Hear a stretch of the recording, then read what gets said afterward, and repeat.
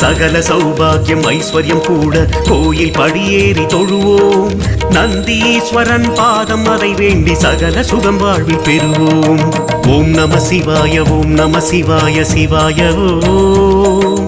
ஓம் நம சிவாய ஓம் நம சிவாய சிவாய ஓம் நம சிவாய ஓம் நம சிவாய சிவாய ஓம் நம சிவாய ஓம் நம சிவாய சிவாய